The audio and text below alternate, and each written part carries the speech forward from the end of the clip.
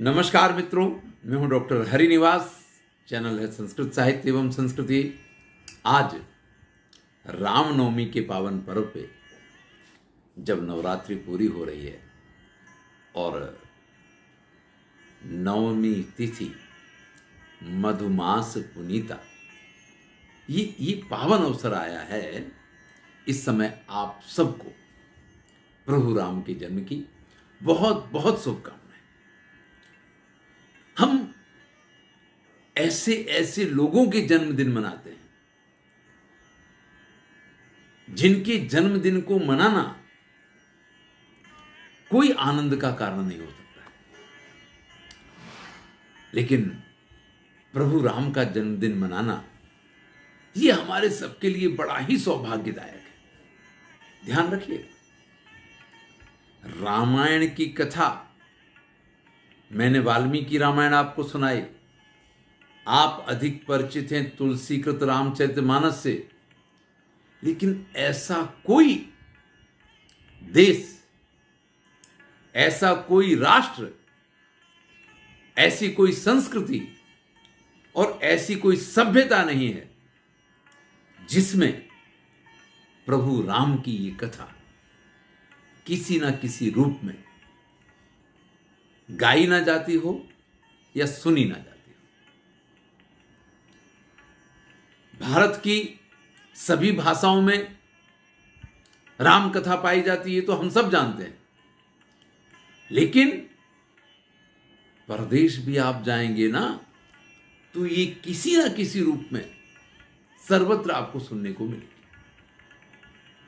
चलिए, आज किस प्रकार से प्रभु को इस पृथ्वी पे जन्म लेना पड़ा, छोटी सी बात, आपकी सबकी सुनी सुनाई कथा, लेकिन यही तो इसकी विशेषता होती है कि जब आप बैठ जाएं तो आपका भी मन होता है कि थोड़ा सा तो कुछ कह दें। रावण के अत्याचारों से सब व्याकुल हो गए, पूरी पृथ्वी, और पृथ्वी क्यों कहें, तीनों लोग, देवता, सुर, असुर, गंधर्व, किन्नर, सभी परेशान। सब निश्चय करते हैं कि चलिए ब्रह्मा जी के पास चलते हैं, तो वही हमारे पिता हैं, तो उनसे जाकर के कहते हैं कुछ उपाय कीजिए।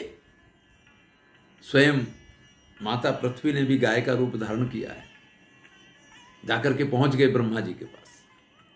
ब्रह्मा जी से प्रार्थना करते हैं, आप ही कुछ उपाय बताओ, हम सबको आपने उत्पन्न तो कर दिया, लेकिन इसको ऐसा वरदान दे दिया है आपने, हमारा जीना मुश्किल कर रखा है। ब्रह्मा जी मुस्कुराते हैं, भैया हम कुछ भी नहीं कर सकते, इसमें हमारे हाथ में कुछ है ही नहीं। देखिए, देवता कितने पराधीन होते हैं। अगर आप कठोर तपस्या करते हैं तो वरदान देना उनकी मजबूरी है। जितना कठोर आप तप कर लीजिए, उतना श्रेष्ठ वरदान आप उनसे मांग लीजिए, वो मना नहीं कर सकते। ऐसे में मां पृथ्वी जो गौ रूप धारणी है, उनसे ब्रह्मा जी कहते हैं, बस अब तो आपके प्रभु ही सबकी रक्षा कर सकते हैं, तो चलिए सब उन भगवान विष्णु की स्तुति करने, उनको बुलाने जाते हैं। किसी ने कहा चलो वैकुंठ चले, क्योंकि वो तो वैकुंठ में रहते हैं। किसी ने कहा नहीं भैया, वो तो क्षीर सागर में रहते हैं, वहां चलो, वहां मिलेंगे। अब तो जितनी ढपली उतने राग, सभी अपनी अपनी बात कहने लग गए कि वो तो यहां मिलते, वो तो वहां मिलते, वो तो वहां मिलते हैं। जिसकी जैसी कल्पना, उस प्रकार से सबने अपनी अपनी बातें कही। बाबा तुलसीदास लिखते हैं, ये कथा स्वयं भोलेनाथ माता पार्वती को सुना रहे हैं, और वो कहते हैं, ते ही समाज गिरजा में रहे हूं। हे गिरजा, उस सभा में मैं भी उपस्थित था, उन सबके साथ में मैं भी था। अवसर पाई वचन एक कहे हूं। इस पूरी, कोई कह रहा वैकुंठ चलो, कोई कह रहा क्षीर सागर चलो, कोई कह रहा वहां चलो, ऐसे में मैंने एक बात कही। क्या कही? हरि व्यापक सर्वत्र समाना, प्रेम ते प्रगट होई में जाना। अरे भैया, उनको ढूंढने जाने के लिए कहीं जरूरत नहीं है, वो तो सर्वत्र हर जगह पे समान रूप से विद्यमान है। प्रेम तो आपका चाहिए। अगर आपके पास प्रेम है तो पत्थर में से भगवान प्रकट हो जाएंगे। तपते हुए लोहे के खंभे में से प्रहलाद का प्रेम जो है नरसिंह भगवान को प्रकट कर लेता है। मार्कंडेय ऋषि एक शिवलिंग को पकड़ के बैठ जाते हैं तो भोलेनाथ को प्रकट होना पड़ता है। यमराज से सीधे शब्दों में कहते हैं, आज के बाद ये अमर हो गया। तो भैया, प्रेम जहां होता है प्रभु वहीं निवास करते हैं। आज यही आपसे कहना था। हमारे गुरुजी पंडित जी रामजी लाल शास्त्री करौली वाले, मथुरा में जिनके यहां रह करके पढ़ता था, वो हमेशा एक बात कहते थे। भागवत के बहुत बड़े वक्ता थे। राधा राधा श्री श्याम सुंदर, ये उनका कथा के बीच में बोला जाने वाला वाक्य था। और वो हमेशा एक बात कहते थे, हमारे तो संग ही संग डोलो करें, आगे पीछे खेलो करें। किसके लिए? भगवान के लिए।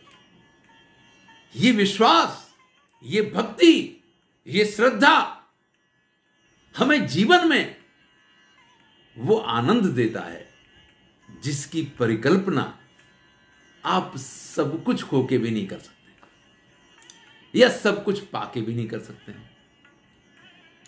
पंडित जी कहते थे, भगवान हमारे तो संग ही संग खेलो करें, आगे पीछे डोलो करें। अब विचार कर लीजिए, ये विश्वास अगर आपके मन में आ जाता है कि भगवान हमेशा आपके साथ रहते हैं, आपके आगे पीछे घूमते रहते हैं, फिर आपको इस जीवन में किस चीज की समस्या हो सकती है, किस बात का दुख हो सकता है, किस प्रकार की चिंता हो सकती है? कुछ भी नहीं रहेगा भैया। तो आज इस रामनवमी के पावन पर्व पे अपने मन में एक विश्वास बनाइए, अपने मन में ईश्वर के प्रति वो प्रगाढ़ श्रद्धा जागृत कीजिए, या इसके लिए प्रयत्न कीजिए कि आप ये विश्वास कर पाए जो मां कौशल्या ने किया था। चतुर्भुज रूप से प्रकट हुए हैं। भय प्रगट कृपाला दीन दयाला कौशल्या हितकारी हर्षित महतारी मुनि मनहारी अद्भुत रूप। ये तो आपने सबने गाया है, सबने सुना है। लेकिन उस माता को आनंदित करने के लिए वो चतुर्भुज विष्णु जो हैं एक छोटे से बालक बन जाते हैं, और फिर जो सारी बाल लीलाएं उन्होंने की हैं उनसे हम आप परिचित हैं। आप उन्हीं बाल स्वरूप की उपासना कीजिए। हमारे तो संग ही संग खेलो करें, हमारे तो आगे पीछे खेलते रहते हैं, हमारे तो आगे पीछे डोलते रहते हैं। और ये जो विश्वास है ना, कोई काम बिगड़ जाएगा तो आपको पता होगा कि भैया उनकी मर्जी नहीं थी इसलिए नहीं हुआ है, वो तो हमसे आगे आगे चल रहे थे। अगर हमारे लिए अच्छा होता तो कर ही देते। चलिए,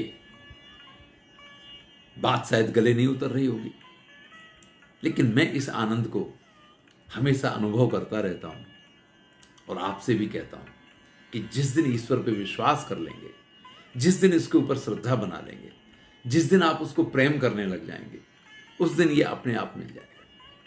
और इसके लिए एक प्रयत्न मैं आपके लिए करूंगा। हर रविवार को किसी ना किसी, चाहे जो विषय चल रहा हो, उस विषय से हटके आपको एक किसी भक्त की कथा सुनाया करूंगा जिसने प्रभु के ऊपर इसी प्रकार का विश्वास किया, और इस विश्वास के कारण या अपने इस प्रेम के कारण, अपनी इस भक्ति के कारण कैसे प्रभु ने उसकी मदद की है, या किस प्रकार से। आपने मीरा की कथा सुनी, विष का प्याला राणा जी ने भेजा और चरणामृत समझ के पी जाती है, कुछ नहीं होता है। नरसी उनके लिए, तो ऐसी बहुत सारी कथाएं हैं। चलिए, मैं प्रयास करूंगा कि अगले रविवार से प्रत्येक रविवार आपको किसी कैसे भक्त की कथा सुनाया करूं, क्योंकि जिन कथाओं को हम सुनते हैं ना, उनके आचरण की असर हमारे मन पे भी अवश्य हुआ करती है। आनंद लीजिए। सबको फिर से एक बार रामनवमी की बहुत बहुत शुभकामनाएं। मैं हूं डॉक्टर हरिनिवास। धन्यवाद।